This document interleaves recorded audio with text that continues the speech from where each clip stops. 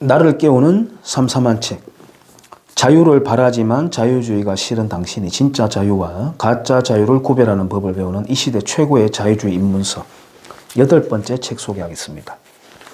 복거 이래 재산을 소유한 자들만이 권력의 압제로부터 자유로울 수 있다라는 제목으로 리처드 파이프스의 소유와 자유를 소개합니다. 재산과 자유의 관례를 다룬 소유와 자유. 많은 사람들이 연구해서 정설이 나온 주제에서 개척적 연구가 나오기는 매우 힘들다. 재산과 재산권은 이미 많은 연구자들이 특히 경제학자들과 진화생물학자들이 깊이 연구해온 주제다. 그런데도 재산과 자유와의 관계를 다룬 리처드 파이프스의 소유와 자유, Property and Freedom은 1999년 나오자마자 바로 고전의 반열에 올랐다. 나는 이 책을 저자 파이프스의 자서전 나는 살았다에서 처음 만났다.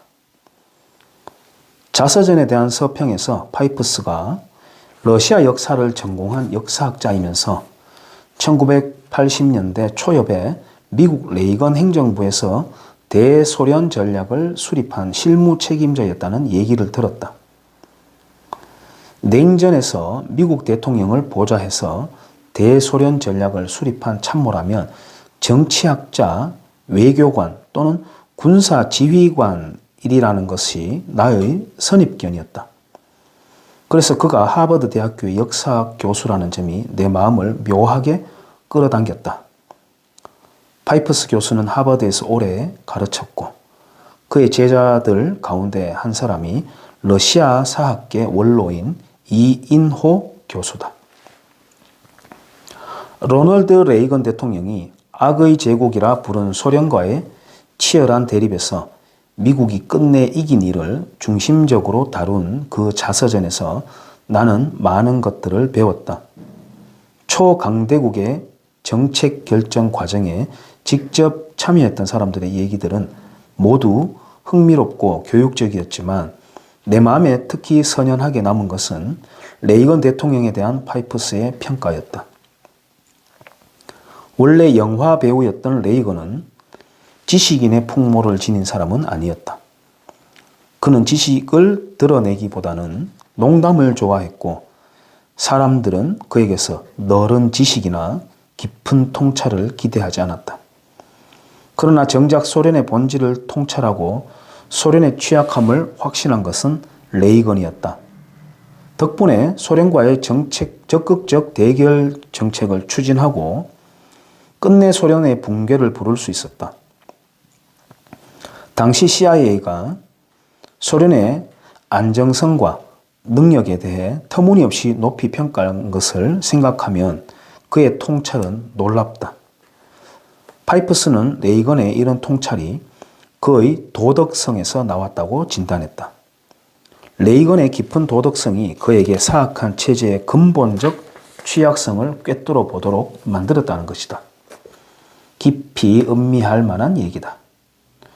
무솔리니와 히틀러의 민족사회주의, 내셔널 소셜리즘이 우파 이념이라는 그런 견해가 널리 퍼진 상황에 대해서도 잘 알게 되었다. 하이에크가 노예의 길에서 소상히 밝힌 것처럼 파시즘이나 나치즘은 자유주의와 시장경제의 적대적 이념이고 무솔리니와 히틀러도 원래 열렬한 공산주의자들이었다. 그들이 우파 이념을 따르는 우파 세력이라는 견해는 그들이 공산주의를 막겠다고 나선 데서 비롯됐다. 당시 러시아에서 공산주의자들이 집권하자 서유럽에선 공산주의에 대한 두려움이 커졌고 많은 사람들이 무솔리니와 히틀러를 공산주의의 확산을 막는 방파제로 여겼다. 제2차 세계대전에서 파시즘과 나치즘 세력이 패퇴한 뒤에도 소련의 비밀 정보기관 KGB가 그런 오해를 확산시켰고 무솔리니와 히틀러가 우파라는 견해는 더욱 널리 퍼졌다. 나는 KGB의 그런 공작에 대해서 그 책에서 처음 알게 되었다. 재산권에 대한 새로운 인식. 그러나 내가 얻은 가장 큰 깨달음은 재산권에 대한 새로운 인식이었다. 재산권이 확립되지 못한 동유럽에서 자라난 파이프스에게 서유럽의 재산권은 경이로운 제도였다. 그러나 서유럽의 학자들은 재산권을 당연한 것으로 여기고 별달리 주목하지 않았다. 그래서 그는 정치 권력과 재산 사이의 관계를 연구하기 시작했고 사유재산 제도가 자유롭고 풍요로운 사회의 진화의 결정적 요소라는 것을 발견했다. 국가 형성기에 사유재산 제도가 있었던 영국은 자유롭고 발전된 사회를 이루었고 사유재산 제도가 없었던 러시아는 위치, 인종 및 종교에서 유럽에 속함에도 불구하고 정치 권력이 지나치게 방대해져 서유럽의 나라들에 비해 훨씬 억압적이고 뒤떨어진 사회에 머물게 되었다. 그리고 그런 생각을 프로퍼티 앤 프리덤에서 펼쳤다고 했다. 재산과 재산권을 주로 경제학자들과 진화생물학자들의 연구를 통해서 공부했던 나에게 그런 역사적 접근은 새로웠고 흥미로웠다. 나는 바로 프로퍼티 앤 프리덤을 구했고 거기서 나의 이념적 체계를 보다 정교하게 만들 수 있는 역사적 지식들을 많이 얻었다. 프로퍼티 앤 프리덤의 첫 부분은 고대로부터 20세기까지 재산이라는 개념이 형성되는 과정을 살폈다. 재산이란 말은 우리 마음에서 물질적 사물들을 불러내지만 실제로는 훨씬 넓은 뜻을 지녔으며 특허나 저작권과 같은 지적 재산들도 포함한다. 17세기 이후 유럽에선 재산의 범위가 더욱 확대되어 생명과 자유를 핵심으로 한 사람이 자신의 것이라고 자연스럽게 주장할 수 있는 것들 모두를 가리키게 되었다. 현대의 인권이란 개념은 그처럼 넓게 정의된 재산에서 도출되었다. 재산에 대한 반감은 일찍부터 표출되었다. 고대 스파르타에서 이미 지배계급은 재산을 공유하는 관행이 나왔고 플라톤은 그런 사회를 선망했다. 근대 유럽에선 재산의 평등을 추구하는 이념이 두드러졌다. 원래 기회의 평등을 뜻했고 자유의 한 측면으로 여겨졌던 평등은 프랑스 혁명을 거치면서 결과의 평등으로 변질되었다. 이런 변질을 주동한 사람들 가운데 두드러진 이는 프랑스와 노엘 바베프였다. 개인의 성격 형성에 필수적인 재산의 소유. 제2부에선 재산을 제도의 측면에서 살폈다.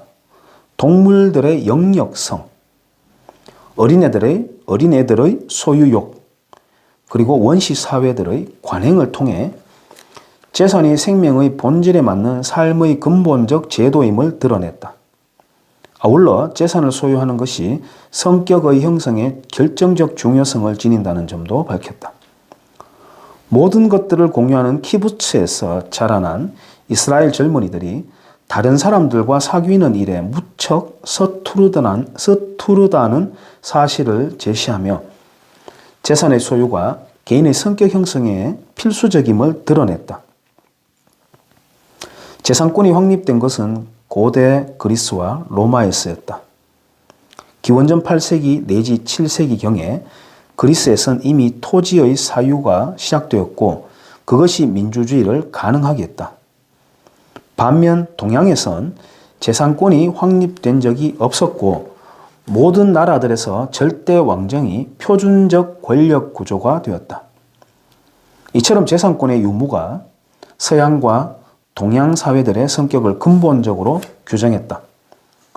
고대사가 모제스 필리가 지적한 대로 자유, 그리스의 엘루테리아 그리고 라틴어의 리베르타스라는 말은 히브리어 같은 고대 근동의 언어들이나 극동의 언어들로 번역할 수 없다.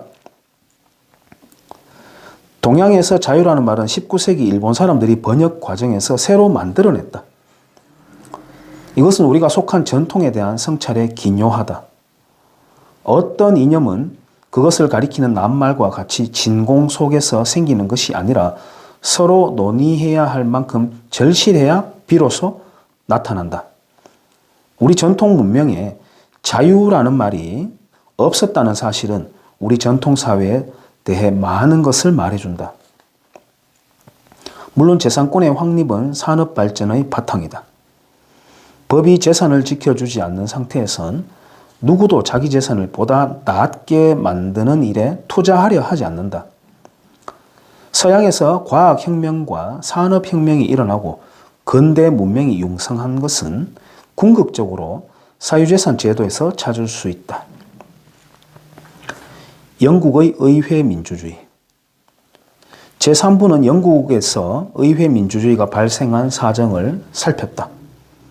인류 문명에 대한 영국의 가장 큰 공헌이라 평가되는 의회 민주주의가 서유럽의 다른 나라들이 아니라 예컨대 영국보다 크고 부유했던 프랑스가 아니라 영국에서 자라난 까닭은 무엇인가? 파이프스가 든 여러 요인들을 살피면 영토의 협소, 외국의 침입이나 내전의 희소, 상대적으로 작은 국왕의 재산, 거대한 상비군의 불필요 따위.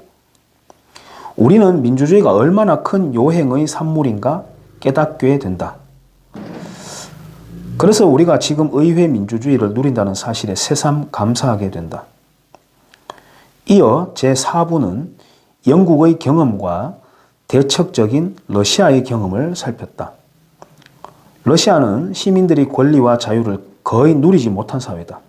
1991년 공산주의 체제가 무너진 뒤에도 러시아 사람들은 시민으로서의 권리와 자유를 유럽의 다른 나라들보다 훨씬 적게 누린다. 파이프스는 러시아 사람들이 재산권을 지니지 못했다는 사실에서 그런 사정을 찾는다. 토지가 원천적으로 국가에 속하고 군주가 마음대로 세금을 거둘 수 있었어. 귀족 계급조차 권리를 제대로 누리지 못했다. 19세기 러시아 역사학자 세르게이 솔로비에프가 지적한 대로 서유럽에선 귀족들이 자신들의 정체성을 자신들의 소유지들과 연관시켰지만 러시아에선 그런 관행이 없었다. 동시에 자유롭고 평등할 수 있는 길은 없다.